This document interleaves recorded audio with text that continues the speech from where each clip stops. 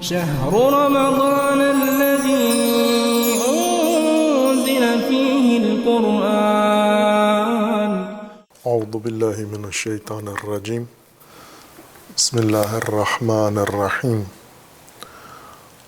اللہم وفقنا لما تحب وترضى واجعل عاقبۃ امورنا خیرا ولا تکلنا الی انفسنا طرفۃ عین ابدا.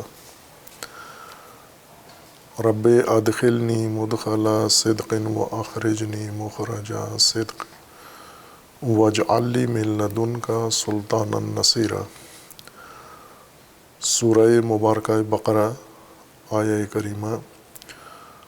وَإِذْ نَجَّيْنَاكُمْ مِنْ آلِ فِرْعَوْنَ يَسُومُونَكُمْ سُوءَ الْعَذَابِ يُذَبِّحُونَ أَبْنَاءَكُمْ وَيَسْتَحْيُونَ نِسَاءَكُمْ وَفِي ذَلِكُمْ بَلَاءٌ مِّن رَبِّكُمْ عَظِيمٌ. اللہ تبارک و تعالیٰ نے بنی اسرائیل کو جو نعمتیں عطا کیں، جن کی بدولت بنی اسرائیل کو عالمین پر غلبہ و برتری ملی تھی، ان نعمتوں کی شمارش میں پہلی نعمت اللہ تبارک و تعالیٰ نے آل فرعون سے بنی اسرائیل کی نجات کو قرار دیا ہے. آل فرعون یعنی نظام فرعونی اور حکومت و سلسلہ حکمرانانی فرعونی. اور بنی اسرائیل، آل فرعون اور بنی اسرائیل ہر دو جمعیتیں ہیں مصر کے اندر. ان کی سرزمین مشترک ہے، سرزمین مصر. بنی اسرائیل مہاجر ہیں، مصر کے مقامی باشندے نہیں ہیں، بلکہ بعض حوادث کے تحت کنعان سے مصر کے ہمجوار سرزمین سے ہجرت کر کے گئے مصر کے اندر. آل فرعون مقامی مصری جمعیت ہے جو کہیں سے ہجرت کر کے مصر میں نہیں آئے. بنی اسرائیل جب مصر میں پہنچے تو ایک عزت و احترام کے ساتھ، ہرچند بنی اسرائیل کے جانے کا ماجرا بہت تلخ تھا. حضرت یعقوب، اسرائیل کے بیٹے یعقوب یا یوسف کو ایک بھائیوں کی طرف سے تکلیف دہ امر کا سامنا کرنا پڑا، جس کے نتیجے میں وہ مصر پہنچے. گویا یہ ایک اللہ تبارک و تعالیٰ کی طرف سے خاص تدبیر تھی حضرت یوسف کو مصر پہنچانے کے لیے.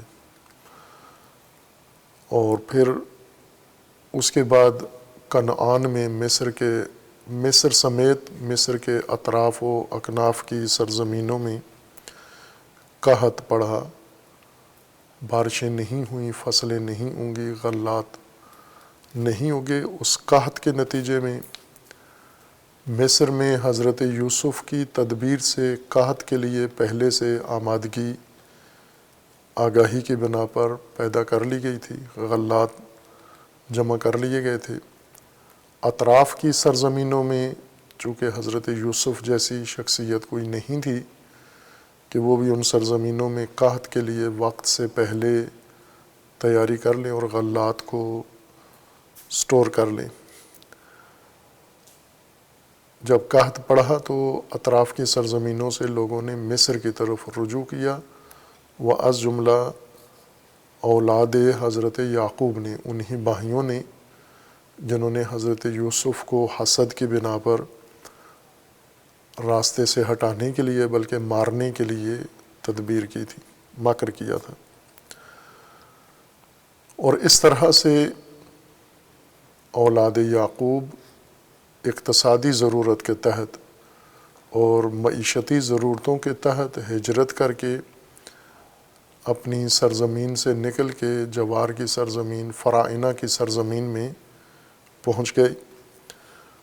اور چونکہ وہاں پر حضرت یوسف ایک محترم و معزز مقام پر فائز تھے، اس وجہ سے ان کے پورے خاندان کو آل فرعون کی طرف سے عزت و احترام ملا، اور کچھ عرصہ تک یہ اعزاز انہوں نے باقی رکھا، لیکن وقت گزرنے کے ساتھ ساتھ ان کے اندر کی کمزوریاں اور فرعونی نظام میں جو خصوصیات تھیں، دونوں طرف سے یہ ماحول فراہم ہوا کہ بنی اسرائیل آزاد اور معزز قوم کے بجائے غلام اور محکوم قوم میں تبدیل ہو گئے۔ اور یہ ماجرا قرآن کریم نے باقاعدہ عنوان دے کر سورہ مبارکہ قصص میں ذکر فرمایا ہے، اور ماجرا کا عنوان ہی یہ رکھا ہے۔ رسول اللہ صلی اللہ علیہ وآلہ وسلم کو اللہ تبارک و تعالیٰ نے فرمایا کہ ہم آپ پر یہ ماجرا موسیٰ اور فرعون کا تلاوت کرتے ہیں، پیش کرتے ہیں، اور آپ نے اپنی قوم کو لقوم یؤمنون، انہیں یہ ماجرا بتانا ہے۔ اس ماجرا کے اندر ہدایت آپ کی قوم کے لیے ہے، اہل ایمان کے لیے ہے۔ اور ماجرا یوں شروع ہوتا ہے سورہ قصص میں، ان فرعون علا فی الارض وجعل اہلہا شیعا یستضعف طائفة منہم یذبح ابناءہم ویستحیی نساءہم انہ کان من المفسدین۔ بنی اسرائیل عزت و احترام کے مقام سے غلامی تک کیسے پہنچے، اس میں دونوں کا دخل ہے، دونوں مؤثر ہیں۔ آل فرعون کا مزاج اور آل فرعون کا طریقہ کار اور سوچ ان کی، ان کے احساس، اور اسی طرح بنی اسرائیل کے قومی اور سماجی خصوصیات باعث بنی کہ یہ معزز آل فرعون کے ہاتھوں اسیر ہو گئے۔ اور قرآن نے دونوں کی طرف اشارہ کیا ہے کہ بنی اسرائیل میں کیا کمزوریاں تھیں جس وجہ سے عزت چھوڑ کر احترام کے بجائے غلامی کی طرف انہوں نے سفر کیا، اور آل فرعون میں کیا خصوصیات تھیں جس کے نتیجے میں آل فرعون نے انہیں غلام بنا لیا، بجائے ایک مفاہمت کے اور احترام کے جو پہلے سے قائم ہوا تھا شروع میں۔ ان مہاجرین کو اپنے جیسا سمجھتے یا مصریوں جیسا سمجھتے، اس کے بجائے انہوں نے انہیں اپنا غلام بنا لیا۔ فرعونی نظام میں سورہ قصص کے مطابق 4 خصوصیات تھیں جو انہوں نے بنی اسرائیل کی نسبت انجام دیں اور اقدامات کیے۔ ان میں سے ایک ہے ان فرعون علا فی الارض، فرعون نے زمین پر تسلط قائم کیا، علو، سربلندی اور اقتدار حاصل کیا۔ اعلیٰ بلند ہونے کو کہتے ہیں۔ سیاسی، اقتصادی اور سماجی طور پر وہ دوسرے طبقات کی نسبت فرعون نے بلندی اختیار کی، علو اختیار کیا، یعنی اقتدار اس نے حاصل کر لیا اور باقیوں کو اپنے ماتحت بنا لیا۔ علو اعلیٰ علو سے ہے اس کا مادہ، اور اس کے مقابلے میں سفل ہے۔ جب ایک طبقہ علو حاصل کرتا ہے یا جہت علو میں جاتا ہے تو یہ اسی صورت میں ہوتا ہے جب دوسرے سفل میں ہوں، دوسرے نیچے ہوں۔ سفل نچلے درجے کو کہتے ہیں یا نچلی جہت کو کہتے ہیں، اور علو بلندی کو کہتے ہیں۔ پستی کا مطلب سفل ہے، یا پستی کا لفظ، پستی کے لیے لفظ سفل استعمال ہوتا ہے، اور بلندی کے لیے علو استعمال ہوتا ہے۔ فرعون نے، آل فرعون نے بلندی حاصل کی، یعنی دوسروں کو پست کیا اس نے، اور از جملہ جو طبقات پست ہوئے وہ بنی اسرائیل تھے، اور یہ بلندی اس نے ہمہ جہت اختیار کی۔ یعنی ہر پہلو سے اس نے طاقت و اقتدار اپنا اتنا بڑھایا سلسلہ فرعونہ نے کہ دوسرے پست اور حقیر ہو گئے ان کے سامنے۔ دوسرا کام اس نے اپنے معاشرے میں فرعونوں نے یا فرعونہ نے یہ کیا، وَجَعَلَ أَهْلَهَا شِيَعًا، اس نے اہل زمین کو، زمین پر برتری پیدا کر کے اہل زمین کو، باشندگان زمین کو شیعہ کر دیا یا شیعہ بنا دیا اس نے۔ کہ یہاں پر عرض ہوا کہ عموماً ترجموں میں اس کا معنی یہ ہے کہ اس نے اہل زمین کو، اہل مصر کو گروہوں میں بانٹ دیا۔ یعنی اس طرح سے ترجمہ یا تفسیر میں تأثر ملتا ہے کہ گویا اہل مصر بشمول بنی اسرائیل کے یہ ایک واحد جمعیت تھی، ایک قوم تھی، اور فرعون نے ان کو توڑ کے ایک متحدہ قوم کو چھوٹے چھوٹے ٹکڑوں میں یا گروہوں میں اور فرقوں میں تبدیل کر دیا۔ شیعہ کا یہ معنی نہیں ہے۔ شیعہ شیعون، شین یہ عین شیع، اس کی جمع ہے۔ جب یعنی حروف یہی ہیں، عربی میں قاعدہ ہے کہ یہ ایسے الفاظ ہیں کہ جن کی جمع کی حالت، صیغہ جمع پلورل حالت وہی ہوتی ہے حروف جو اس کے مفرد کے ہیں، لیکن زبر زیر پیش میں، حرکات میں فرق ڈال کر یہ فرق کیا جاتا ہے کہ مفرد کا تلفظ علیحدہ کیا جاتا ہے، اور جب وہی حرف یا وہی لفظ جمع کے طور پر استعمال ہو یا جمع کے طور پر، اردو تلفظ کے مطابق جمع کے طور پر استعمال ہو، تو اس کے زبر زیر پیش میں فرق آ جاتا ہے۔ ایسا ہی یہاں پر بھی ہے۔ شیعون، یہ شین یہ عین، یہ مفرد ہے، اور اسی کے اوپر اگر ہم زبر زیر پیش کا فرق ڈال دیں، یعنی جمع والی حرکات و اعراب اس کے جمع والے کر دیں، تو شیعہ بن جاتا ہے، جس کا معنی شیع گروہ اگر کریں تو شیعہ کا مطلب یعنی کئی گروہ، متعدد گروہ ہو جائیں گے۔ جس طرح کتاب مفرد ہے اور کتب کئی کتب، متعدد کتب اس کا معنی ہو جائے گا۔ بیت مفرد ہے اور بیوت، بیت کا مطلب گھر ہے اور بیوت کئی گھر اور متعدد گھر اس کا معنی ہوگا۔ بنی اسرائیل نے متعدد شیع بنا دیے۔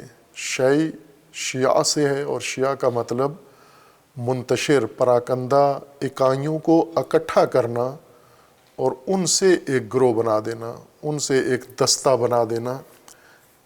یہ ہے معنی، لغوی معنی بھی، اور جو قرآن کریم میں اللہ تبارک و تعالیٰ نے مراد لیا ہے آیات میں مختلف میں، وہ بھی یہی معنی ہے اس کا لغوی معنی، کہ فرعون نے مختلف لوگوں کو اکٹھا کر کے اور ان کے علیحدہ علیحدہ شیع بنا دیے یا شیعہ بنا دیے، ان کے انفرادی حالت سے انہیں نکال کر ایک اجتماعی شکل ان کو دے دی۔ اور یہ لوگ، یہ گروہ جب بنتے ہیں، جس طرح سیاسی سطح پر حکمران عموماً کرتے ہیں، آج بھی یہ کام کرتے ہیں، گزشتہ تاریخ میں بھی یہ کام کرتے رہے ہیں، کہ جب تک سماجی ساخت حکمران اپنی مرضی کی نہ بنائیں، ان کے لیے حکومت کرنا آسان نہیں ہوتا۔ سماجی ساخت بعض اوقات طبیعی ہوتی ہے، ارادی طور پر نہیں ہوتی، یعنی لوگ اپنے حال پر چھوڑ دیے جاتے ہیں، اور لوگ خود اپنی مشترکات کی بنیاد پر آپس میں اکٹھے ہوتے رہتے ہیں اور گروہ بنتے ہیں، فرقے بنتے ہیں، اور اسی طرح دستے اور تنظیمیں اور پارٹیاں بنتی رہتی ہیں۔ یہ ایک سماجی طبیعت کے مطابق یہ کام ہوتا ہے۔ اپنے مفادات کو لوگ دیکھتے ہیں، تعلقات کو دیکھتے ہیں، اور باقی ضروریات کو دیکھ کر آپس کے تعلقات قائم کر کے ادھر ادھر سے جمع ہو کے ایک جمعیت تشکیل دیتے ہیں۔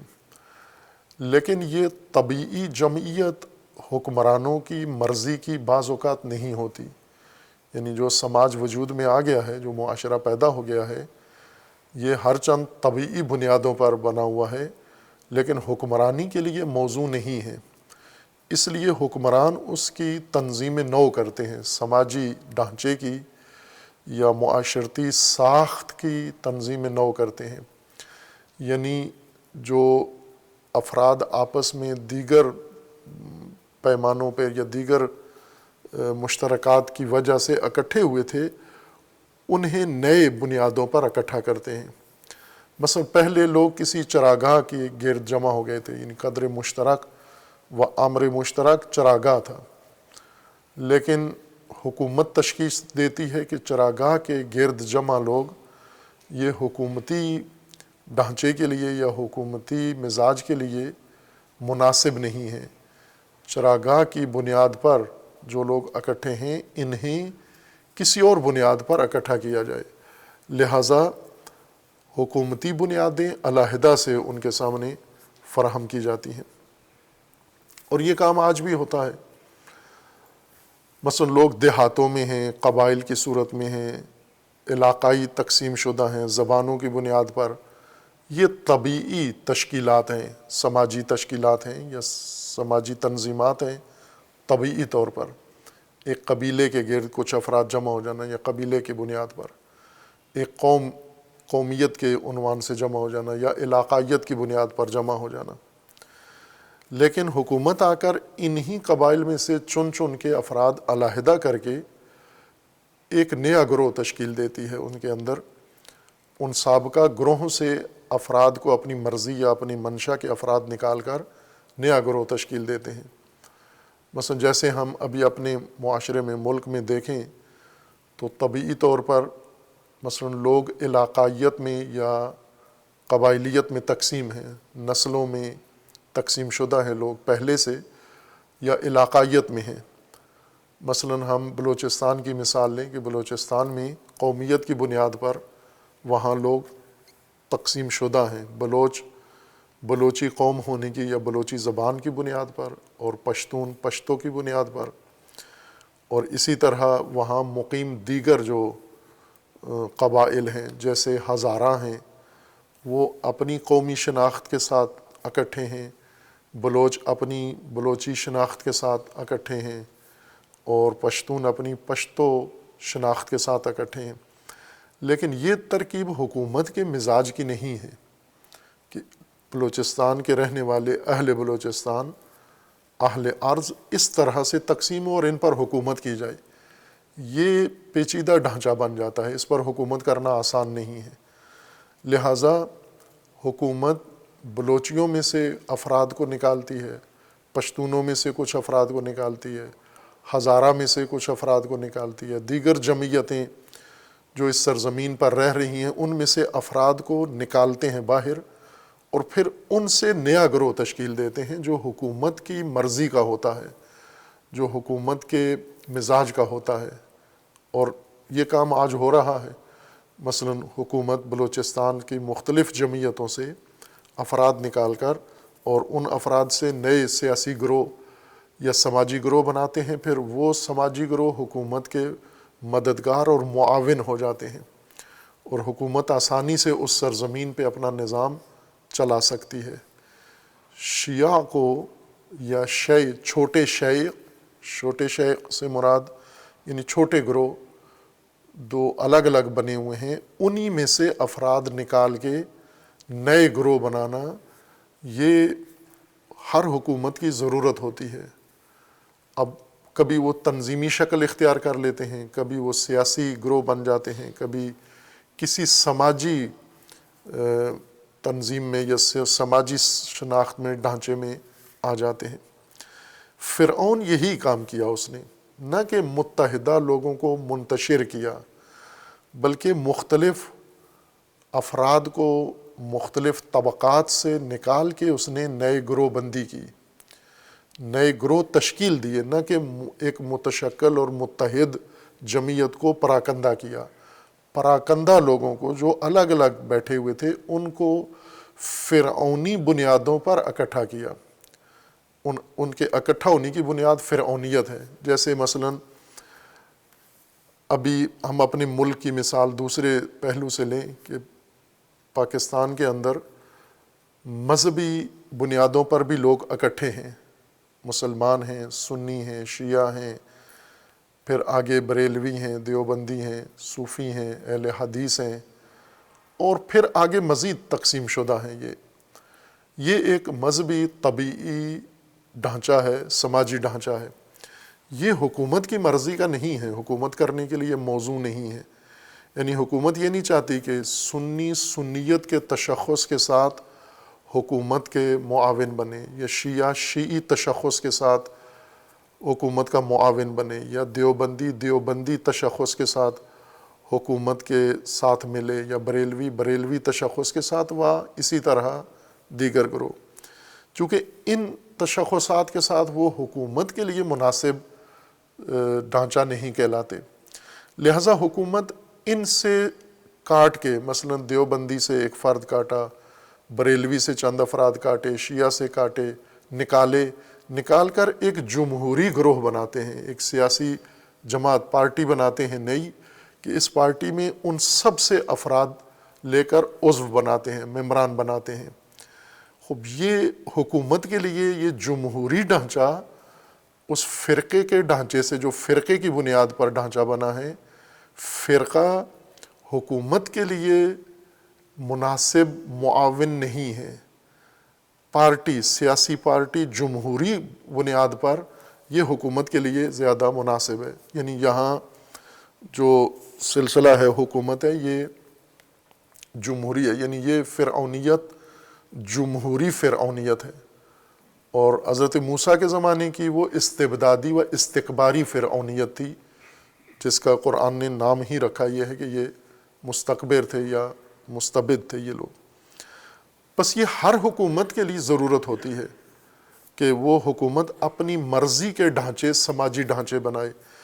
سماج کو اپنے حال پر کوئی بھی مسلط حکومت نہیں چھوڑتی، مگر یہ کہ کمزور حکومت ہو، جس کا سماجی طبقات پر کوئی اثر رسوخ ہی نہ ہو، وہ سماجی ترکیب کو چھیڑ ہی نہ سکے، وہ حکومت اتنی کمزور ہو کہ وہ سرے سے غیر مؤثر حکومت ہو، نام نہاد حکومت ہو، وہ تابع ہوتی ہے سماجی تشکیلات کے۔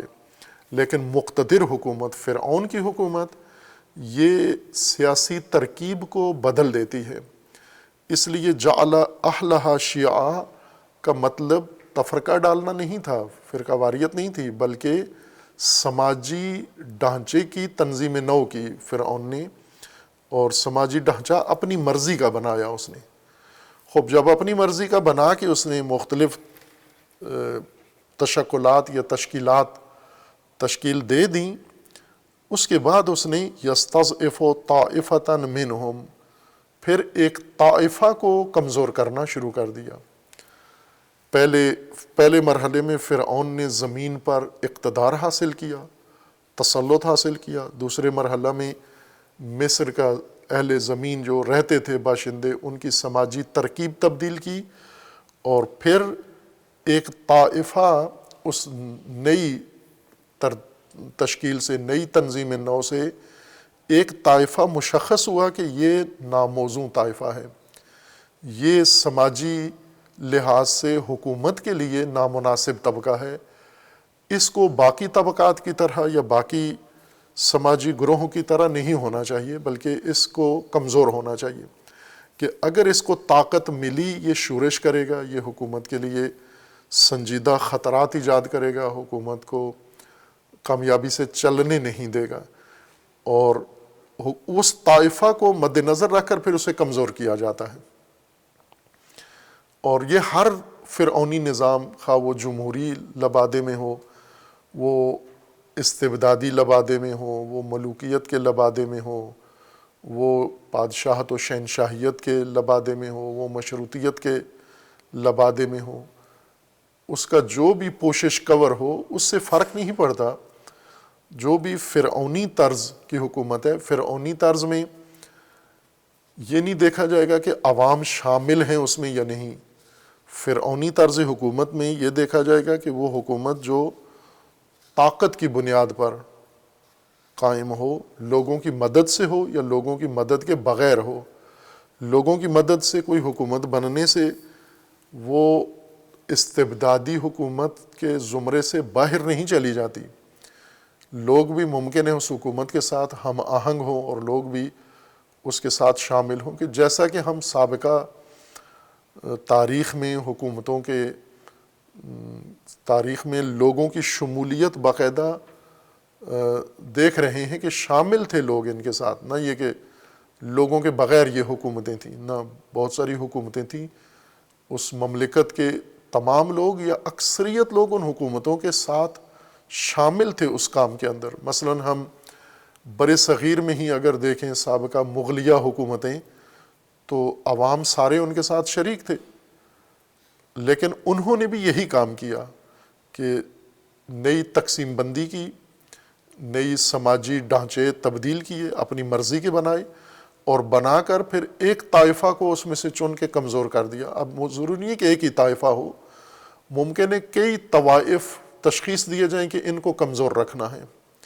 انہیں اس ملک میں اس سرزمین میں سر اٹھانے نہیں دینا، کہ یہ طبقہ اگر سر اٹھائے گا حکومت کے لیے سنجیدہ مشکلات کھڑی کرے گا. اس کے بجائے ممکن ہے بہت سارے سرنگون طبقات ہوں، بہت سارے مستضعف و کمزور طبقات ہوں، ان کی تقویت کی جائے، چونکہ وہ حکومت کے لیے زیادہ معاونت ان کی فراہم ہوتی ہے، یا وہ زیادہ آمادہ ہوتے ہیں اپنی بنی ہوئی حکومت کو تقویت کرنے کے لیے. پس شیعہ سے مراد جو یہاں پر قرآن کریم نے لکھا ہے کہ فرعون نے ان اشیاء کو یا ان شے کو، شیعہ کو متعدد تنظیم سازی کی ان کی، نہ کہ متحدہ گروہ توڑ کے چھوٹے چھوٹے بنائے، بلکہ مختلف گروہوں سے چن کے افراد نئے گروہ بنائے اس نے. پھر اس میں سے ایک طائفہ کو اس نے کمزور کرنا شروع کیا، اور وہ بنی اسرائیل اس کی فرعون کی تشخیص کے مطابق مصر کے سماجی ڈھانچے میں، عوامی ڈھانچے میں باقی طبقات فرعونی نظام کے ساتھ ہم آہنگ ہیں، وہ آل فرعون ہیں. لیکن بنی اسرائیل آل فرعون نہیں بننا چاہتے. ہر چند بنی اسرائیل کے کچھ افراد آل فرعون تھے. آل فرعون سے یہاں مراد اولاد نہیں ہے. آل اصل میں اہل تھا، اہل، اور اہل کے لیے اولاد ہونا ضروری نہیں ہے، اہل نسبت ہونا کافی ہے. کہ انسان اہل، جیسے اہل زمین، اہل پاکستان، اہل اسلام، اہل قرآن، اہل کتاب، یعنی کسی شے کی طرف منسوب ہونے کے لیے وہ ممکن ہے مادی چیز ہو، ممکن ہے کوئی سماجی امر ہو، ممکن ہے وہ معنوی چیز ہو. اگر کسی چیز کو لوگ اپنا محور قرار دیں اور اس کے ساتھ منسوب ہونا جائے اور وہ چیز ان کی پہچان بن جائے، اس کو عرب اہل کہتے ہیں. جب کوئی چیز نسبت کے نتیجے میں، تعلق کے نتیجے میں پہچان بن جائے ان کی، جیسے اہل کتاب، اہل الکتاب، کتاب رکھنا، آسمانی منشور رکھنا، یہ ان کی پہچان بن گیا. برخلاف دیگر طبقات جیسے امیین ہیں کہ ان کے پاس کتاب نہیں ہے، وہ فاقد کتاب ہیں، پس وہ اہل کتاب نہیں ہیں، فاقد کتاب ہیں. اسی طرح مثلا ہم سرزمینوں کی طرف لوگوں کو منسوب کرتے ہیں اہل. اب بعض جگہ پر آل اہل ہی ہے، یعنی اصل آل کی جو لغوی بنیاد ہے وہ اہل ہے، حمزہ، الف، ہے دو آنکھوں والی اور لام، اہل.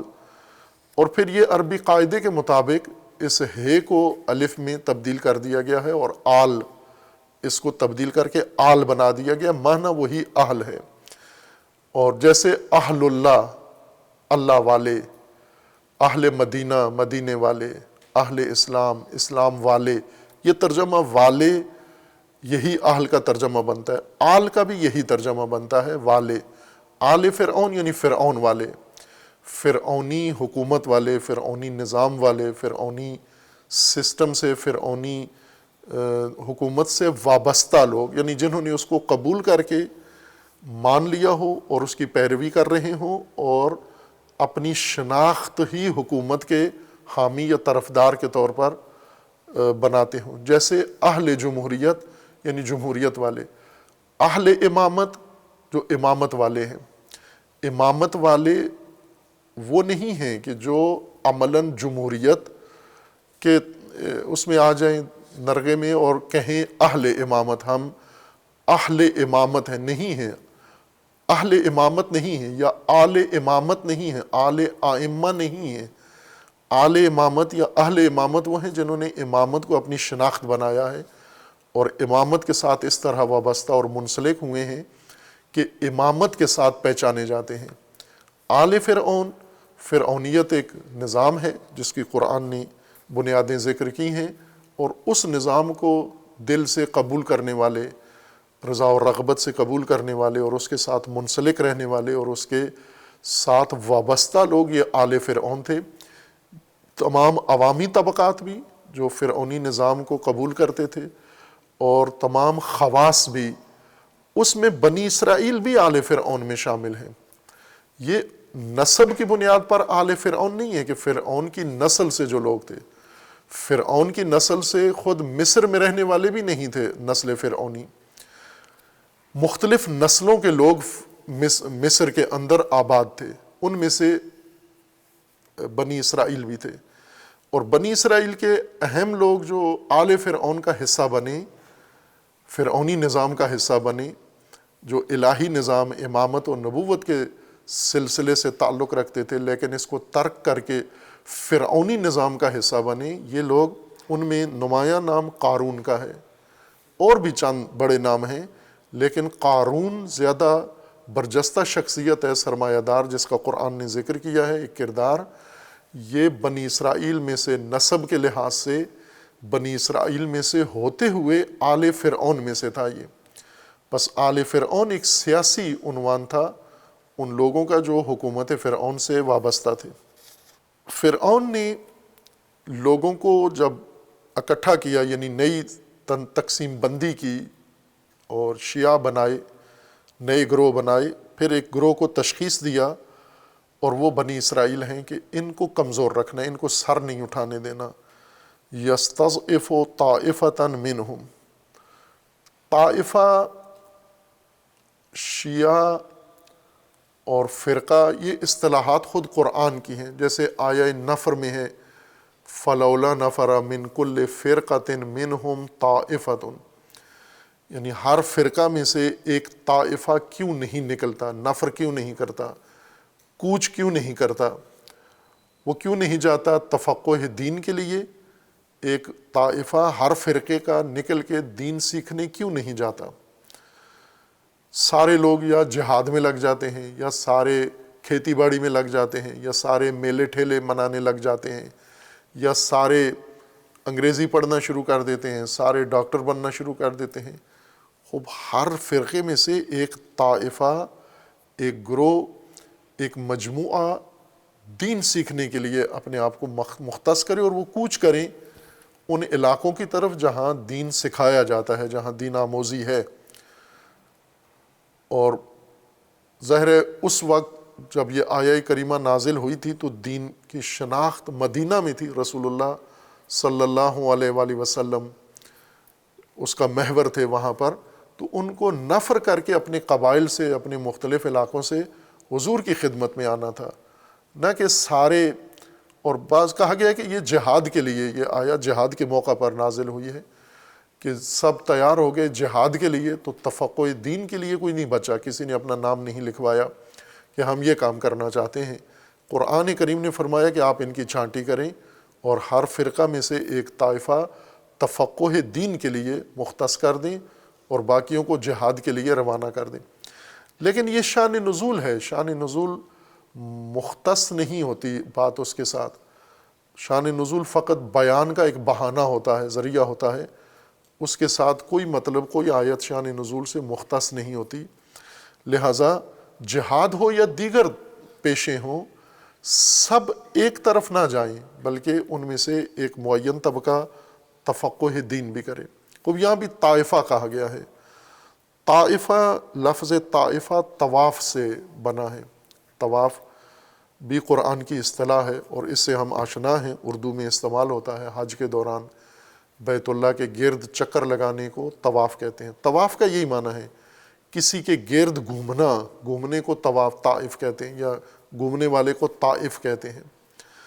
طائفہ اسی سے بنا ہے، ہرچند اس کا معنی گھومنے والا نہیں کیا جاتا، گروہ کیا جاتا ہے، لیکن اس کو طائفہ اس لیے کہا جاتا ہے چونکہ جیسا قرآن کریم نے طائفین و عاکفین دو کا تقابل کیا ہے، یعنی دو طرح کے لوگ بیت اللہ میں ہوتے ہیں، عاکف اور طائف۔ عاکف وقوف، اعتکاف جس کو کہتے ہیں، اعتکاف بیٹھ جانے کو کہتے ہیں، یعنی قطع تعلق کر کے کسی ایک گوشہ میں کوئی گوشہ اختیار کر لینا آ کر، اس کو اعتکاف کہتے ہیں۔ عاکف یعنی بیٹھا ہوا ایک جگہ آدمی، براجمان، اور طائف متحرک آدمی جو گھوم رہا ہے۔ اور اسی طرح ہوتا ہے معاشرے میں، سماج میں گروہ اسی دو قسموں کے ہوتے ہیں، کچھ عاکف ہوتے ہیں، وقوف، گھروں میں بیٹھے ہوئے ہیں، دکانوں پہ بیٹھے ہوئے ہیں، اپنے نجی زندگی میں بیٹھے ہوئے ہیں، تحرک نہیں ہے، سماجی اور دینی حرکت نہیں ہے، کسی دینی محور یا مقصد کے گرد نہیں گھومتے یا اس کی طرف سفر نہیں کر رہے، فقط اپنی بچے پیدا کرتے ہیں، پھر بچے پالتے ہیں، اپنا کام کاج ملازمتیں کرتے ہیں، پھر ان بچوں کو بیاہتے ہیں، پھر ان بچوں کی خوشیاں دیکھتے ہیں، آخر کار مر جاتے ہیں، کچھ عرصہ پینشن کھاتے ہیں، پھر مر جاتے ہیں۔ یہ معتکف ہیں، یہ عاکف لوگ ہیں، ٹھہرے ہوئے، رکے ہوئے لوگ ہیں۔ اور ایک طبقہ متحرک ہوتا ہے، اور عموماً جو سماجی ماحول ہوتا ہے، وہ عمومی ماحول، وہ طائفین تشکیل دیتے ہیں۔ عاکفین کوئی کردار ادا نہیں کر رہے ہوتے، چونکہ بالکل منجمد طبقہ ہوتا ہے، ٹھہرے ہوئے لوگ ہیں، رکے ہوئے لوگ ہیں، کوئی کردار نہیں ہے ان کا۔ طائف یعنی گھومنے والے، تحرک، تمام سماجی امور میں گردش انہی کی ہے، جہاں بھی دیکھو انہی کا آنا جانا یا حرکت اور رفت و آمد ان کی ملتی ہے، آثار ان کے ملتے ہیں۔ اگر تعلیمی میدان میں دیکھیں تو یہی لوگ ہیں، مذہبی میدان میں یہی لوگ ہیں، اقتصادی فعالیت انہی کی ہے، سماجی فعالیت انہی کی ہے، ثقافتی معاملات انہی کے پاس ہیں، مال انہی کے گرد گردش کرتا رہتا ہے۔ اور متحرک طبقہ ہے یہ طبقہ، طائف متحرک طبقہ، طائفہ متحرک طبقے کو کہتے ہیں۔ اس لیے آیہ نفر میں قرآن کریم نے یہ فرمایا کہ فَلَوْلَا نَفَرَ مِن كُلِّ فِرْقَةٍ مِّنْهُمْ طَائِفَةٌ، طائفہ جائے یعنی وہ متحرک گروہ جائے، منجمد نہ جائیں۔ وہ جو ابھی جیسے پاکستان میں دین سیکھنے جو لوگ آتے ہیں، اور ان میں شرط یہ ہوتی ہے کہ یہ تحرک کے قابل نہ ہوں، نہ فکری تحرک، نہ ذہنی تحرک، نہ علمی تحرک، نہ سماجی تحرک، نہ سیاسی تحرک، یعنی صلاحیتیں پہلے تشخیص دیتے ہیں، گھر کے اندر والدین خود تشخیص دیتے ہیں کہ یہ بچہ کچھ کر سکتا ہے تو اس کو ڈاکٹر بنانا ہے، اس کو انجینئر بنانا ہے، اس کو آئی ٹی میں بھیجنا ہے، اس کو فلاں۔ یہ کچھ بھی نہیں کر سکتا، اس کو دین پڑھانے بھیج دو۔ عاکف کو دین پڑھانے بھیج دو، طائف کو ڈاکٹر بنانے بھیج دو۔ یعنی متحرک، جس کے اندر کوئی تحرک ہے، جس کے اندر صلاحیت ہے، تو طائفہ بھیجنا ہے آپ نے دین شناسی کے لیے، تفقہ دین کے لیے طائفہ بھیجنا ہے، یعنی طواف والا، تحرک والا فرد بھیجنا ہے آپ نے، جس کے اندر یہ صلاحیت موجود ہو۔ پھر وہ لوٹ کر آئے گا پلٹ کر، اور طائف ہی پلٹ کر آتے ہیں۔ عاکف ہم چونکہ وہ منجمد طبقہ بھیجتے ہیں، مثلا اب جیسے پاکستان سے یا دیگر ممالک سے، افغانستان سے اور دیگر اس طرح کے ہندوستان سے جتنے لوگ جاتے ہیں پڑھنے کے لیے عالمی تعلیمی اداروں میں، جیسے قم نجف میں، تو یہ جیسے یہاں متوقف تھے، وہاں پر بھی جا کے صرف سکونت اختیار کر لیتے ہیں، پلٹتے نہیں ہیں یہ، چونکہ طائف نہیں ہے، طائفہ نہیں ہے یہ عاکفہ ہیں۔ یہ عاکفہ گئے یعنی اعتکاف والے گئے، ایک جگہ ملک، اپنے ملک میں بیٹھے ہوئے تھے، یہاں سے نکل کے دوسرے ملک جا بیٹھے۔ طائف تحرک والے، متحرک، جو جولانی میں ہوتے ہیں، گھومتے رہتے ہیں اور پلٹتے ہیں، طائف ہی پلٹ کر آتا ہے۔ طواف کا مطلب یہی ہوتا ہے کہ آپ جاؤ اپنا مقصد حاصل کرو اور واپس پلٹ کے اپنی سرزمین پہ آ کے یہاں آ کر کیا کرو، نہ آ کے دوبارہ اعتکاف شروع کر دو، یہاں پر آ کر طواف ہی کرو، یعنی گردش جاری رکھو، اپنی گردش دینی، گردش فرائض، گردش ذمہ داریوں کی اپنی جاری رکھو۔ یہ خوب فرعون نے ایک طائفہ چن لیا، یعنی طائفہ کا مطلب یہ کہ ایک متحرک گروہ تھا، ایک منجمد یا ناکارہ گروہ نہیں تھا جس کو اس نے تشخیص دیا کہ اس کو کمزور کرنا ہے، اس کا طواف اور اس کا تحرک، سماجی تحرک، دینی تحرک اس کا ختم کرنا ہے۔ اس لیے ان کے بارے میں فرعونی پالیسی بنی، باقاعدہ فرعونی منصوبہ بنا کہ اس کو کمزور کرنا ہے، اس کو سر اٹھانے نہیں دینا، اس کو اپنا کوئی کام اس سماج کے اندر آزادی سے کرنے نہیں دینا۔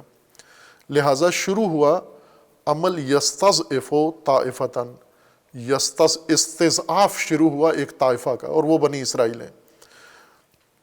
بنی اسرائیل کا استضعاف، بنی اسرائیل کے استضعاف میں کئی یعنی ایک جامع پالیسی بنائی فرعون نے، نہ کہ فقط ایک کام کہ قتل ابناء کرنا اور استحیاء النساء نہیں تھا، بلکہ ہر پہلو سے جو چیز ان کی کمزوری کا باعث بنے، ان کو اس طرح سے رکھو کہ یہ کسی پہلو سے بھی طاقت، علو و برتری کی طرف نہ جا سکیں، اور طواف بھی ان کا بالکل ختم ہو جائے، یہ طائفہ نہ ہو بلکہ یہ ایک بے صلاحیت قوم بن کے رہ جائیں۔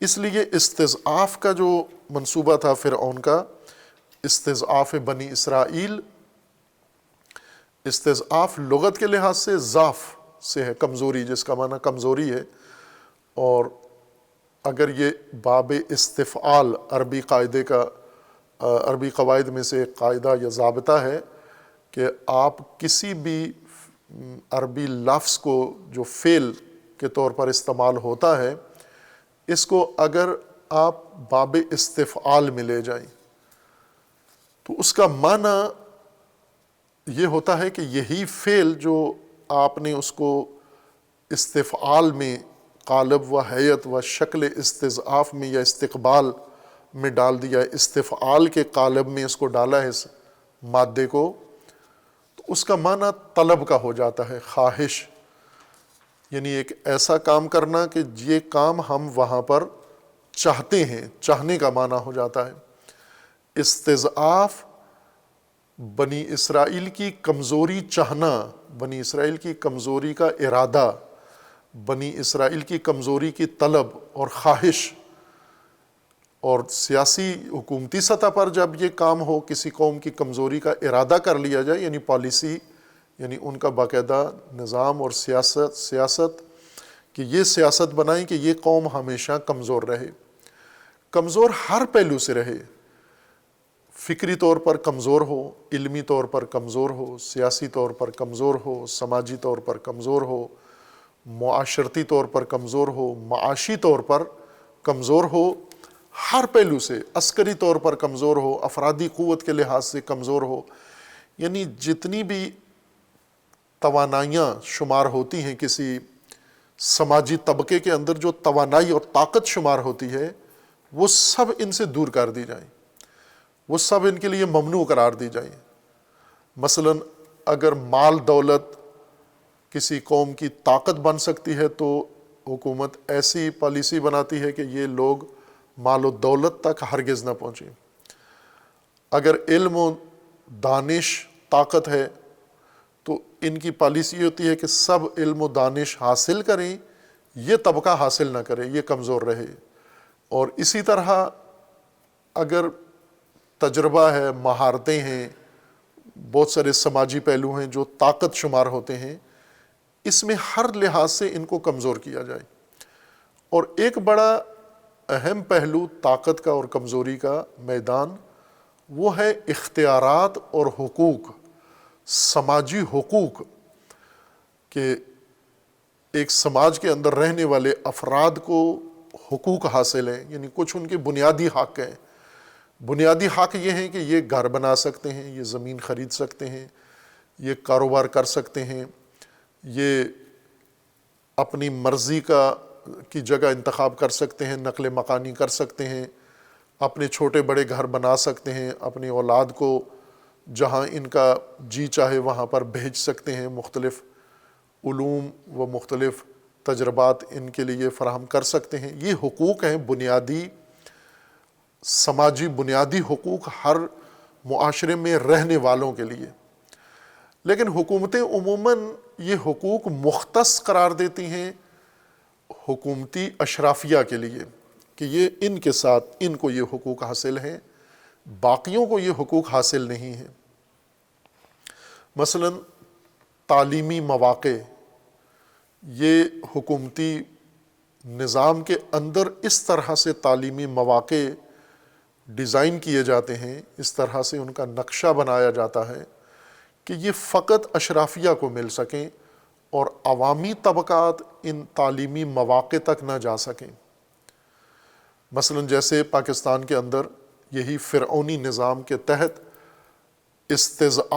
استضعافی پالیسیاں ہیں، یعنی عوام کو کمزور رکھنے کے لیے اور عوامی مختلف طبقات کو ضعیف رکھنے کے لیے فرعونی طرز کی حکومتی پالیسیاں ہیں۔ استضعاف کا مطلب یہ نہیں کہ پولیس بھیج کے کسی کی پٹائی کروا دو، یہ استضعاف نہیں ہے۔ استضعاف کا مطلب یہ ہے کہ جب آپ حقوق و اختیارات سماجی معین کر رہے ہو، ان حقوق کی یا ان اختیارات کی یا ان سہولیات کے یا وہ مواقع اس طرح سے ڈیزائن کرو کہ ایک طبقہ خود ہی باہر ہو جائے اس سے۔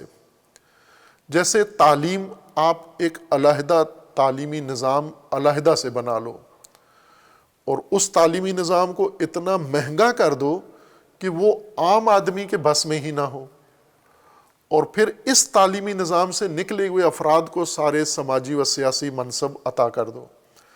باقی کیا کریں؟ وہ باقیوں کو منع نہیں کیا، پولیس نہیں، پہرے نہیں لگائے، لیکن نظام ہی ایسا بنایا ہے کہ وہ چاہیں بھی تو نہیں آ سکتے اس تعلیمی نظام کے اندر۔ اس لیے یہ استضعافی پالیسی ہے۔ استضعافی یعنی عوامی طبقات کو کمزور رکھنے کی۔ اگر عوامی طبقات کو کمزور رکھنے کی پالیسی نہ ہوتی بلکہ عوامی طبقات کو مضبوط اور ان کی ترقی کی پالیسی ہوتی تو یہ مواقع سب کے اختیار میں برابر کے ساتھ تقسیم کیے جاتے، یعنی سب کو برابر کا موقع ملتا کہ آپ یہ سب اس موقع سے فائدہ اٹھا سکتے ہیں۔ غریب خاندان کا بچہ بھی، امیر خاندان کا بچہ بھی، اشرافیہ کا بچہ بھی، اور وہ دیگر جو کمی ذاتیں جن کو کہا جاتا ہے ان کے اولادیں بھی اس موقع سے فائدہ اٹھا سکتے ہیں۔ لیکن فرعونی نظام میں استضعاف حکومت کی کامیابی کی بنیادی پالیسی ہوتی ہے۔ ویسے جو شور مچا ہوتا ہے ملک کی ترقی، عوام کی بہبود، فلاں فلاں، لیکن اگر ہم اس نظام کو دیکھیں اور نظام کی پالیسیاں دیکھیں تو اصل روح اس نظام کی، فرعونی نظام کی، استضعاف ہے، یعنی اشرافیہ کے علاوہ یا حکومتی دائرے کے علاوہ باقی سب کو کمزور رکھنا ہے آپ نے۔ اسی طرح کاروباری مواقع ہیں، کاروباری مواقع سب کے اختیار میں نہ ہوں۔ کاروباری مواقع میں، تجارتی مواقع میں ایک اہم چیز معلومات ہیں، جسے آج کی اصطلاح میں ڈیٹا کہا جاتا ہے، موجودہ دور کی اصطلاح میں، ڈیجیٹل دور کی اصطلاح میں ڈیٹا ہے۔ ڈیٹا سے مراد معلومات، وہ بنیادی معلومات جو کسی کاروبار، کسی منصوبے کی بنیاد بن سکتی ہیں، وہ مصدقہ اور کنفرم معلومات جو صحیح معلومات ہوں اور دقیق معلومات ہوں اور جامع معلومات ہوں جو کسی منصوبے کی بنیاد بن سکیں، اس کو ڈیٹا کہتے ہیں۔ خوب یہ کتنے لوگوں کو میسر ہے؟ مثلا پاکستان میں یہ 25 کروڑ انسان ہیں، تو پاکستان کے بارے میں جو کاروباری یا تجارتی معلومات ہیں وہ کتنے لوگوں کے پاس ہیں؟ وہ میرے خیال میں بمشکل 5% لوگوں کے پاس ہیں یہ معلومات، باقیوں کو رسائی نہیں ہے، حاصل نہیں ہے۔ باقیوں کو کب پتہ چلتا ہے؟ جب ایک منصوبہ بن جاتا ہے، ایک نقشہ بن جاتا ہے، اس نقشے کے خرید و فروخت ہو جاتی ہے، الاٹمنٹ ہو جاتی ہے، ٹھیکے دے دیے جاتے ہیں، پھر میڈیا میں خبر دے دیتے ہیں کہ یہ کام ہونے جا رہا ہے۔ وہ 5% نے اس مواقع سے سارا فائدہ اٹھا لیا اور باقی سب محروم کر دیے۔ یہ دوسروں کو کمزور رکھنے کا، ہمیشہ ضعیف رکھنے کا یہ حربہ ہے کہ آپ پالیسیاں ایسی بناؤ کہ اس پالیسی کے مطابق اکثریت خود ہی باہر رہ جائے۔ آل فرعون نے بنی اسرائیل کو اس نظام سے باہر رکھنے کے لیے جو طریقہ کار وضع کیا تھا، اس کے مطابق بنی اسرائیل زمین نہیں خرید سکتے، یعنی حقوق ان کے سارے ختم کر دیے، شہری حقوق سارے ختم کر دیے۔ یعنی جیسے مصر کے باقی عوام زمین خرید سکتے ہیں، نقل مکانی کر سکتے ہیں، کاروبار کر سکتے ہیں، اپنی مرضی کا گھر بنا سکتے ہیں، اپنی مرضی کا کاروبار شروع کر سکتے ہیں، یہ بنی اسرائیل کو یہ اختیار نہیں ہے، وہ نہیں کر سکتے یہ کام۔ جیسے ابھی مثلا موجودہ فرعونی نظام میں ہندوستان میں مودی، آل مودی یہ کام مسلمانوں کے لیے کر رہے ہیں کہ باقی سارے یہ کام کر سکتے ہیں، مسلمان نہیں کر سکتے۔ مثلا افغانستان سے، پاکستان سے، بنگلہ دیش سے اور ارد گرد کے ممالک سے اگر کوئی ہندو، کوئی سکھ، کوئی کرسچین ہندوستان جاتا ہے، اسے وہاں کی شہریت مل سکتی ہے۔ مسلمان جاتا ہے، اس کو نہیں ملتی، شہریت نہیں ملتی۔ خوب، اب جو مسلمان وہاں موجود ہیں ان کی شہریت میں مختلف طریقوں سے بہانے کر کے، خدشات اور اعتراضات وارد کر کے ان کے ڈومیسائل کینسل کیے جائیں گے کہ یہ باہر سے آئے ہوئے لوگ ہیں، یہ ہندوستانی نہیں ہیں، یہ باہر سے آئے ہوئے ہیں، واپس جائیں اپنی اپنی سرزمینوں پر۔ جیسے برما سے روہنگیا مسلمانوں کو بے دخل کر دیا گیا کہ آپ اس سرزمین سے تعلق نہیں رکھتے، یا جیسے بہاری ابھی بھی بیٹھے ہوئے ہیں بنگلہ دیش کے اندر اور ان کو وہاں کی شہریت نہیں دی گئی کہ آپ بنگلہ دیشی نہیں ہیں، آپ پاکستانی ہیں، یہاں پر آپ رکے ہوئے ہیں، پاکستان جائیں، یہاں آپ کا کوئی شہریت نہیں ہے۔ اسی طرح بہت سارے ممالک میں اس طرح کے طبقات جا کر مقیم ہو جاتے ہیں لیکن ان کو شہریت نہیں ملتی۔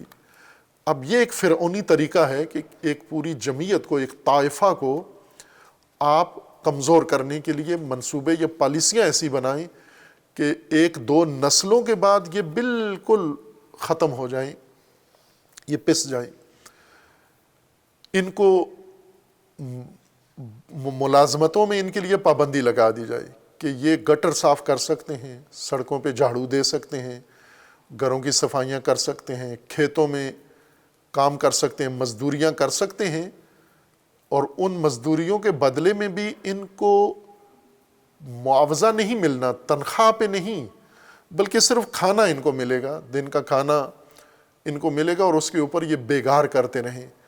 اس طرح سے اختیار کم کیے، حقوق سلب کیے، اور شہری حیثیت ان کی کمزور کر دی، ختم کر دی، بدل دی، اور اب بنی اسرائیل کے پاس کوئی اور راستہ نہیں بچا تھا سوائے یہ کہ یہ ان کے خدمت گزار بن جائیں، یہ ان کے غلام اور اسیر بن جائیں۔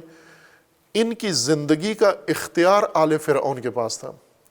جس طرح پہلے تاریخ میں غلامی کا دور رہا ہے، انسانوں کی خرید و فروخت ہوتی تھی، یہ تو بہت بعد تک ہے، 1960 تک بلکہ 1965 تک غلامی رہی ہے دنیا کے اندر، اور امریکہ میں اور باقی مغربی ممالک میں انسانوں کی خرید و فروخت 1960 تک جاری رہی ہے۔ پھر آ کر انہوں نے قانون بنائے ہیں کہ اب انسانوں کی خرید و فروخت نہیں ہوگی۔ ابھی بھی ہوتی ہے انسانوں کی خرید و فروخت، اب بھی ہوتی ہے، لیکن پہلے اس کو قانونی حیثیت حاصل تھی، یعنی باقاعدہ رجسٹری ہوتی تھی۔ ایک انسان جیسے بھینس خریدتا ہے تو اس کی رجسٹری ہوتی ہے کہ یہ بھینس اس کی ہے، درخت خریدتا ہے، لکڑی خریدتا ہے، مال خریدتا ہے، تو یہ باقاعدہ رسمی طور پر اس کا حق بن جاتا ہے۔ انسانوں کی، عورتوں مردوں کی اس طرح خرید و فروخت ہوتی تھی، اور وہ رجسٹری ہوتی تھی کہ یہ اس کا غلام ہے، اس کو دوسرا کوئی بھی اختیار نہیں کر سکتا، یعنی یہ پراپرٹی اس کی سمجھی جاتی تھی۔ خوب، اس طرح سے یہ غلامی کا دور انسانوں کی غلامی کا دور تھا۔ غلاموں کے لیے کوئی حق نہیں ہے۔ شہریت کے جتنے حقوق ہیں، سماجی حقوق، غلامی کا مطلب یہی ہے کہ کوئی انسانی حق بنیادی نہیں ہے حاصل، انسانوں کے زمرے میں نہیں ہے، اموال کے زمرے میں ہے۔ جیسے ایک بھینس کو کتنا حق ہے، کوئی انسانی حق اس کو حاصل نہیں ہے۔ ایک گھوڑے کو، گدھے کو کوئی انسانی حق حاصل نہیں ہے۔ اسی طرح غلاموں کو، عورتوں مردوں کو کوئی انسانی حق حاصل نہیں ہے۔ یہی حال بنی اسرائیل کا تھا کہ بنی اسرائیل کو کوئی شہری حقوق مصر کے حاصل نہیں تھے، سوائے اس کے کہ وہ جانوروں کی طرح کام کریں اور آل فرعون جن مقاصد کے لیے ان کو استعمال کرنا چاہتے ہیں یہ ان مقاصد میں استعمال ہوتے رہیں، اور یہ انکار نہ کریں۔ انکار کی صورت میں ان کو سخت سزا ملے گی اور ممکن ہے ان کو زندگی سے ہاتھ دھونا پڑ جائے۔ پس ان کو کمزور کرنے کے لیے ان کے بنیادی حقوق پہلے فرعون نے ختم کیے، ان کی شہری حیثیت تبدیل کی، یعنی ان کو باقی مصریوں کی طرح شہری حقوق نہیں دیے گئے، اختیارات نہیں دیے گئے، اور اس طرح اس قوم کو کمزور کیا گیا۔ اور پھر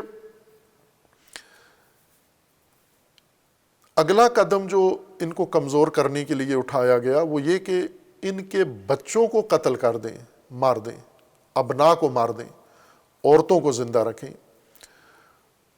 قدیم آج بھی ایسا ہی ہے کہ ہر قوم کی طاقت و توانائی اس کے اندر موجود مردوں کی نفری پر ہے۔ جیسے افواج ہیں مثلا، تو افواج مردوں پر ہی ہیں، ساری دنیا کی افواج مردوں پر مشتمل ہیں۔ بعض مغربی ممالک نے اور ان کی دیکھا دیکھی بعض دیگر ممالک نے بھی عورتوں کو افواج میں ڈالا ہے، لیکن نہ جنگیں لڑنے کے لیے، بلکہ مرد فوجیوں کی شہوت کی تسکین کے لیے۔ چونکہ ایک بڑا مسئلہ یہ ہوتا ہے کہ جب مرد لمبی مدت کے لیے محاذوں پہ اور سرحدوں پہ چلے جاتے ہیں تو ان کے اندر خواہشات تو ہیں، جنسی خواہش ہے، دیگر خواہشات ہیں، تو جنگ کا مطلب یہ تو نہیں ہوتا کہ اب خواہشات ہی ان کی ختم ہو گئی ہیں۔ مجاہد کا مطلب یہ نہیں کہ اب وہ انسان نہیں رہا، اس کے اندر خواہ وہ مجاہد اللہ کی راہ کا مجاہد ہو، اس کے اندر بھی یہ خواہشات ہیں، اور دوسرے کسی مسلک یا سلسلے کا جنگجو ہے یا سپاہی ہے، اس کے اندر بھی یہ خواہشات ہیں۔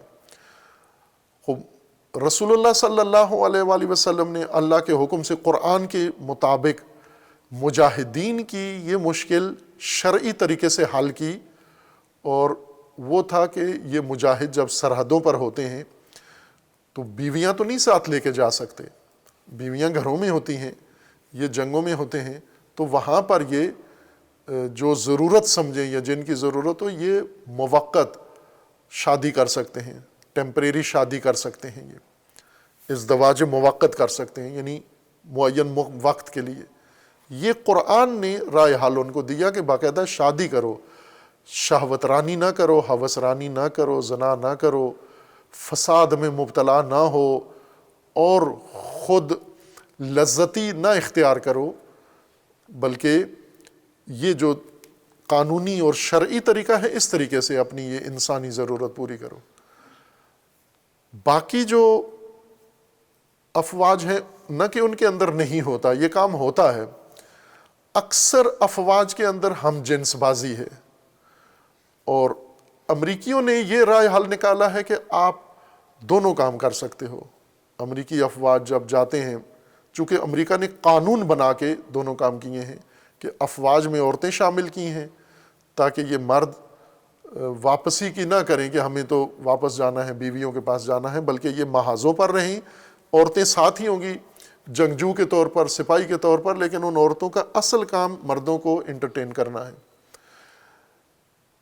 اسی طرح ہم جنس بازی امریکہ کے قانون میں ہے باقاعدہ کہ مرد مرد کے ساتھ، عورت عورت کے ساتھ ہوس رانی شہوت بازی کر سکتے ہیں، یہ جرم نہیں ہوگا۔ خوب یہ کام یہ کرتے تھے کہ اس طرح سے لوگوں کی یہ ضرورت پوری کرتے تھے کہ محاذوں پہ جا کے یہ مشکل میں نہ پڑیں، اس طرح اس پہلو سے اپنے اندرونی خواہشات کے لحاظ سے کسی مشکل میں نہ پڑے۔ بنیادی ڈھانچہ فوج کا مردوں پر ہی مشتمل ہوتا ہے ساری دنیا کا، حتیٰ فیمنسٹ ممالک اور فیمنسٹ فوجوں میں بھی اصل ڈھانچہ، چونکہ جنگ مردانہ کام ہے، زنانہ کام نہیں ہے جنگ۔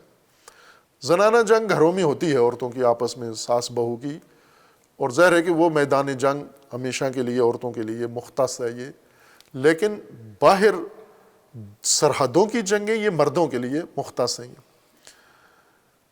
اب مردوں کے لیے جب جنگیں کیوں مختص ہیں؟ چونکہ طاقت مرد شمار ہوتے ہیں، مملکت کی طاقت مرد شمار ہوتے ہیں۔ مثلاً آج وہ ممالک جہاں پر عورتوں کو مردوں سے بھی زیادہ اہمیت دی جاتی ہے، وہاں پر بھی طاقت و قوت ساری مردوں کے ذریعے ہی استعمال ہوتی ہے۔ عورتیں کبھی مرد کی جگہ نہیں لے سکتے طاقت کے میدان میں، وہ مردوں نے ہی میدان سنبھالنا ہے۔ اور اگر کسی قوم کی مردانہ طاقت ختم کر دی جائے تو ظاہر ہے ایک کمزوری کا ایک بہت بڑا ذریعہ، یا کمزوری کا بہت بڑا قوم کو کمزور کرنے کا بڑا ذریعہ مردوں کو ختم کرنا ہے۔ لہٰذا بنی اسرائیل کے مردوں کی نسل کشی فرعون نے باقاعدہ اس کا حکم دیا، نوٹیفیکیشن جاری کیا کہ بنی اسرائیل کے اس غلام قوم کے ہاں کوئی بچہ پیدا ہو وہ بچہ مار دیا جائے۔ یہ 2 مرتبہ یہ حکم صادر ہوا، ایک حضرت موسیٰ کی پیدائش سے پہلے، اور دوسرا حضرت موسیٰ کے قیام کے دوران، کہ جب حضرت موسیٰ فرعون کے مقابلے میں آئے اور اسے للکارا تو پھر فرعون کے درباریوں نے کہا کہ موسیٰ کے ساتھیوں کو قتل کیا جائے۔ پہلے بھی اشارہ کیا تھا کہ پہلا فرمان نسل کشی کا شیرخوار بچوں، نومولود بچوں کا قتل عام تھا، اور دوسرا فرمان نسل کشی کا بنی اسرائیل کی یہ جوانوں کا قتل تھا جو موسیٰ کے ساتھ تھے، موسیٰ کے ساتھی جوانوں کے قتل عام کا حکم تھا جو فرعون نے صادر کیا تھا۔ خوب یہ ایک بڑا ذریعہ ہے کسی جمعیت کو کمزور کرنے کا، ان کے مردوں کی طاقت ختم کر دیں۔ یہ قتل 2 طرح سے ہو سکتا ہے۔ ایک قتل یہ ہے کہ ان کی گردنیں مار دی جائیں، ایک قتل یہ ہے کہ زندہ رہنے دیا جائے لیکن وہ طاقت شمار نہ ہو، جیسے نشئی بنا دیے جائیں اور مختلف آفات میں اور فساد میں اس نسل کو ڈال دیا جائے، تاکہ زندہ رہتے ہوئے بھی یہ عورتوں کے برابر بھی کارکردگی یہ مرد نہ دکھا سکیں، جیسے نشئی مرد ہیں یا فساد میں غرق مرد ہیں۔ جیسے ابھی ہم دیکھتے ہیں مثلا بعض مرد نشئی ہیں، بعض نشئی نہیں ہیں، لیکن عورتوں جتنی بھی کارکردگی دکھانے کے قابل نہیں ہیں۔ یہ جو شہوت رانی میں اور خود نمائی میں مصروف رہتے ہیں، جن کو میڈیا نے اور مغربی اس انداز زندگی نے، ثقافت نے ایک فساد کا میدان ان کے سامنے رکھ دیا ہے، دن رات فساد میں غرق رہتے ہیں۔ خوب یہ تو ایک عورت کے برابر بھی یہ کام نہیں کر سکتے۔ خوب بعض کام ہیں کہ مرد کے کرنے کے ہیں۔ اگر ایک مرد مثلا وہ ایک مومن بتاتے تھے کہ وہ نہانے کے لیے گئے اپنے حمام میں، غسل خانے میں، تو اندر چوہیا تھی، چھوٹی چوئی تھی، اور وہ وہاں سے چیخے بھاگ کے باہر نکلے، پھر اپنی بیوی کو بھیجا کہ چوئی مارو جا کر۔ پھر وہ گئی خاتون، جا کر اس نے جھاڑو سے وہ چوئی ماری، اور یہ مرد، یہ پہلوان بعد میں نہانے کے لیے گیا یہ اندر۔ خوب ظاہر ہے یہ اس طرح کے مرد جو مرد تو ہیں، نر ہیں، لیکن وہ مردانہ خصوصیات ان کی نہیں ہیں، مختلف وجوہات کی وجہ سے نہیں ہے۔ جیسے کوئی اگر بزدل ہو جائے تو ظاہر ہے اب مردوں میں شمار نہیں ہوتا، بے غیرت ہو جائے مردوں میں شمار نہیں ہوتا، اگر کوئی کام نہ کرے تو مردوں میں شمار نہیں ہوتا، یہ ایک جاندار ہے دیگر جانداروں کی طرح، یا فساد میں مبتلا ہو جائے یہ مردوں میں شمار نہیں ہوتا۔ یہ مختلف طریقے ہیں جس طبقے کو آپ نے کمزور کرنا ہے، اس کی توانائی، اس کی مردانہ توانائی کو ختم کرنا، تاکہ یہ نہ ان کے اندر عالم پیدا ہو، نہ ان کے اندر رہبر پیدا ہو، نہ ان کے اندر کوئی ممتاز شخصیت پیدا ہو، نہ ان کے اندر کوئی خلاق صلاحیتوں والا مرد پیدا ہو۔ اگر مرد ہوں بھی ان کے تو اتنے ہوں جو ہمارے کھیتوں میں کام کر سکیں، کھیتی باڑی یا مزدوری یا گٹر صاف کرنے کے علاوہ کوئی طاقت صلاحیت ان کے اندر پیدا نہ ہونے دی جائے۔ بس یہ ایک استضعاف کا حربہ تھا بنی اسرائیل کا کہ ان کے مردوں کو کمزور کر دیا، ذبح کر دیا جائے۔ اس میں بعض تاریخی روایت ہے، قرآن میں نہیں ہے یہ کہ کیوں انہوں نے یہ حکم دیا تھا۔ پہلا حکم، دوسرے حکم کی وجہ ہے، دوسرا حکم نسل کشی کا جو انہوں نے بنی اسرائیل نے دیا، اس کی وجہ معلوم ہے، اور وہ خود حضرت موسیٰ اب ایک حاضر خطرہ بن کر ایک جمعیت کے ساتھ، مضبوط لوگوں کے ساتھ، مجاہدین کے ساتھ فرعون کے مقابلے میں آ کے کھڑے ہو گئے۔ تو یہاں تو قتل عام کا، نسل کشی کا جواز تھا کہ یہ خطرہ ختم کرنا ہے، لیکن پہلے حضرت موسیٰ کی ولادت سے پہلے کیوں نسل کشی کا حکم دیا، اس کے بارے میں قرآن نے کوئی اشارہ نہیں کیا، لیکن روایات کے اندر ہے اور تاریخی روایات کے اندر ہے کہ اس کی وجہ یہ تھی کہ منجمین نے فرعون کے لیے یہ پیشگوئی کی تھی کہ بنی اسرائیل کے اندر ایک بچہ پیدا ہوگا جو تیرا تخت الٹ دے گا، تو ان کے وجہ سے اس نے، ان منجمین کی پیشگوئی کی وجہ سے یہ قتل عام کا حکم دیا تھا۔ خوب ظاہر ہے یہ خود کئی حوالوں سے یہ محل بحث ہے یہ چیز کہ منجمین کے اختیار میں اتنا علم ہے کہ وہ یہ ساری چیزیں پیشگوئی کر سکیں، جیسا کہ رہا ہے تاریخ بھر میں منجمین کا ایک تاثر رہا ہے۔ تو آج یہ نسل ختم کیوں ہو گئی ہے منجمین کی؟ آج تو زیادہ ٹیکنالوجی بڑھ گئی ہے، آج تو وسائل زیادہ بڑھ گئے ہیں۔ جب ٹیکنالوجی نہیں تھی تو یہ اندازہ لگا لیتے تھے کہ بنی اسرائیل میں ایک بندہ پیدا ہوگا جو موسیٰ کا، فرعون کا تخت الٹ دے گا۔ تو آج امریکہ کا یا اسرائیل کا تختہ گول کرنے کے لیے منجمین کی صلاحیت کیوں مر گئی ہے؟ کیا وہ بھی نشے میں مبتلا ہو گئے ہیں؟ یا باہر کیف یہ کوئی مستند باتیں نہیں ہیں، کوئی علمی ان کی بنیاد نہیں ہے کہ منجمین نے یہ کہا تھا یا فلاں جگہ۔ حکایتوں میں، قصوں میں، کہانیوں میں، روایتوں میں یہ تذکرے فراوان ملتے ہیں، لیکن اس کی کوئی علمی بنیاد نہیں ہے، عقلی بنیاد نہیں ہے۔ فرعون قتل کرواتا تھا، یہ ایک مسلم بات ہے، چونکہ قرآن کریم نے فرمایا ہے کہ ابناء کو قتل کرواتا تھا۔ کیوں کرواتا تھا؟ اس کی وجہ بھی ہمیں فرعونی نظام میں ہی تلاش کرنی چاہیے۔ ایک وجہ یہ کہ منجمین نے اسے کہا تھا، اسے خطرہ تھا، جس کا کہا کہ یہ روایات میں ذکر تو ہے لیکن اس کی علمی بنیاد نہیں ہے۔ لیکن یہ بات مسلم ہے کہ بنی اسرائیل سے فرعون کو خطرہ تھا، اسی لیے ان کو کمزور بنایا، چونکہ وہ طائفہ تھے۔ طائفہ یعنی ایک متحرک گروہ تھا اور توانائیوں والے لوگ تھے، باصلاحیت لوگ تھے۔ مصریوں کی نسبت بنی اسرائیل میں زیادہ توانائی تھی، سماجی طور پر یہ طبقہ قابلیت کے لحاظ سے قبطیوں پر برتری رکھتا تھا یہ، اور وہ برتری انہوں نے خود دیکھ لی کہ جب فرعونی نظام شدید خطرے میں دوچار ہوا تو ایک بنی اسرائیلی نے بچایا، مملکت کو بچایا، اور وہ حضرت یوسف تھے۔